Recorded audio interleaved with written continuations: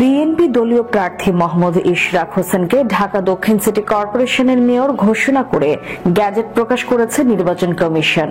রোববার ইসির সিনিয়র সচিব আখতার আহমেদ এই তথ্য নিশ্চিত করেছেন। আদালতের নির্দেশনার ভিত্তিতে এটি করা হয়েছে বলে ইসি সূত্র জানিয়েছে। এর আগে গত 22 এপ্রিল ঢাকা দক্ষিণের মেয়র হিসেবে ইশরাককে বিজয়ী ঘোষণা করে গ্যাজেট প্রকাশ করতে হবে কিনা এই বিষয়ে আইন মন্ত্রণালয়ের মতামত জানতে চেয়ে চিঠি দেয় নির্বাচন কমিশন।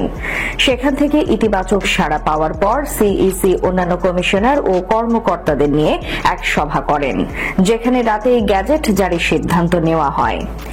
গত 27 মার্চ 2020 সালের 1 ফেব্রুয়ারি অনুষ্ঠিত হওয়া ঢাকা দক্ষিণ সিটি কর্পোরেশন নির্বাচনে বিএনপি দলীয় প্রার্থী ইশরাক হোসেনকে জয়ী ঘোষণা করেন আদালত।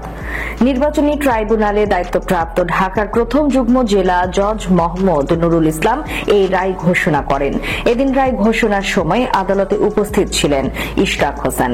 রায়ে নৌকা প্রতীক নিয়ে সাবেক মেয়র শেখ ফজলে নূর তাপসকে মেয়র হিসেবে সরকারের গ্যাজেট বাতিল করা হয়। ধানের শীষ প্রতীকের প্রার্থী ইশরাক হোসেনকে মেয়র হিসেবে ঘোষণা দেওয়া হয়। জানা যায়, সিটি নির্বাচনে অনিয়ম, দুর্নীতি ও অগ্রহণযোগ্যতার অভিযোগে ডিএসসিসি নির্বাচন ও ফল বাতিল চেয়ে 2020 সালের 3রা মার্চ মামলা করেছিলেন মেয়র প্রার্থী ইশরাক হোসেন। মামলায় তৎকালীন প্রধান নির্বাচন commissioner K M Nurul Huda, returning কর্মকর্তা মোহাম্মদ আব্দুল বাতেন ও দক্ষিণ সিটি কর্পোরেশনের মেয়র ব্যারিস্টার শেখ ফজলে নূর তাপস সহ মোট 8 জনকে বিবাদী করা হয়।